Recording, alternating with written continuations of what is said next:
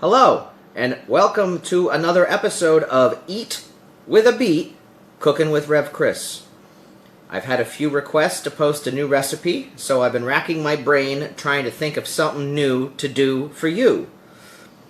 And I came up with this. It's an oven-baked teriyaki vegetable and tofu, and I've never made teriyaki sauce before, and I haven't tested this. But over the past 48 hours, I have been comparing different recipes I found in books and online to come up with a combination of stuff that I already had on hand. So I have not been to the store. So let's start with our teriyaki sauce, because we got to finish that before we start cooking the rest of it. You can do this ahead of time. Saucepan. Let's do half a cup of water. Okay, half a cup of soy sauce. Okay. At this point, I'm going to put in half a cup of sugar. Right here, I have minced 1 clove of garlic, and then like a heavy half teaspoon of fresh grated ginger. I have a teaspoon of cornstarch. It's funny, I have this, I buy cornstarch like once a year and it always goes bad, but all my favorite, either Asian and a lot of my favorite Louisiana recipes use like a half a teaspoon of that stuff at a time, and it makes all the difference in the world. And just because I want to, let's just do a tiny bit of like sriracha in there. Just a little bit, I'm going to whisk this together.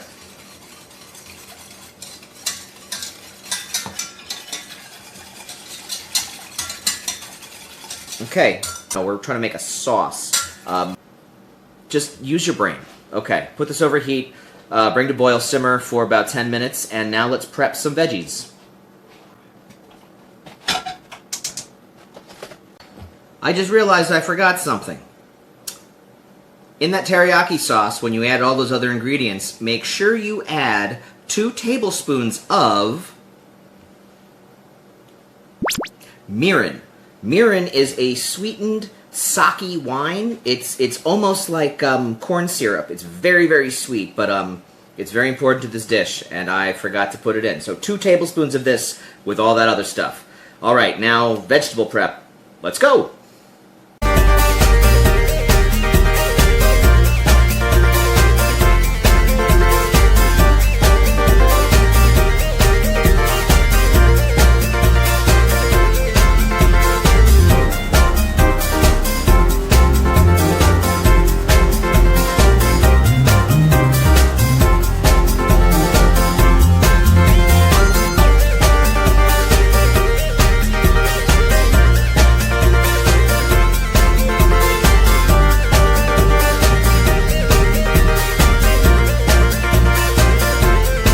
Alright, so unfortunately I had a camera error and I lost the last 6 minutes of video, so I'm going to recap as fast as I can. Basically, I found a way to make tofu not taste like and, occasionally I'd have like a good tofu banh mi or something elsewhere, but normally tofu tastes disgusting to me. Mostly because of the texture. Don't like the texture. A friend of mine turned me onto a trick and it works really well. I like the tofu that's cut into 4 steaks already. What I do when I get home from the store is I take each steak individually in a Ziploc bag. I freeze it. When I want to use it, I take it out that morning like you would meat if you were eating meat. And what the freezing does is the opposite of what it does to chicken. You know when you freeze a fresh chicken breast, and then you thaw it out and you cook it, and it's got that gross texture because the freezing process ruined it? Those ice crystals went and like just ruined the way the meat's supposed to feel. It's the opposite for tofu. It changes that gross kind of like smooth texture, and those little ice spikes that happen when the water freezes inside, it makes it porous, and I love it. And I explained this before, then I said I'll put 2 steaks on a plate, and I'll put 3 more plates on top of that to weigh it down. This is the water that I poured off after weighing the steaks down for 30 minutes. That just helps the texture too, getting the water out. I took a baking dish with a little bit of vegetable oil. I put the tofu steaks on there. I surrounded it with all those vegetables that I just cut up, and then I poured my homemade teriyaki sauce all over it, and I sealed it with foil, rotated it, sealed it with foil again. Put it in a preheated 350 oven for 30 minutes. Our dish is done. I'm sorry about the camera error. I wish you could have seen it because it was beautiful what it looked like before it was covered up. But you're going to get to see it when it's out of the oven, so stick around. I'm happy.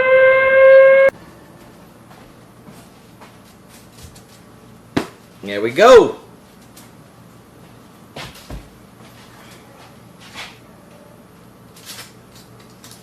Let this sit for like 5 or so minutes. Just cool off a little. Then we're going to open it up.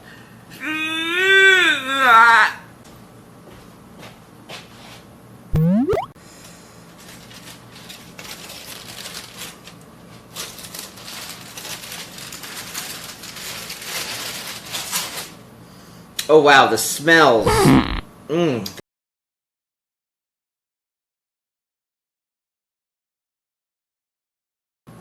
But let's just take a little taste here. See how this is.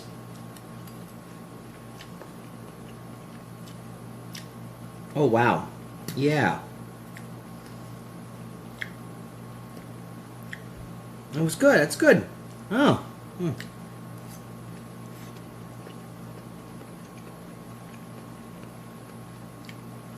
Homemade teriyaki sauce has more intricate layers and flavors than the store-bought, and it's really easy to do. So, what I learned today is to just put a few ingredients in a bowl and simmer them for a minute instead of buying some teriyaki sauce. But this is nice. See you next time.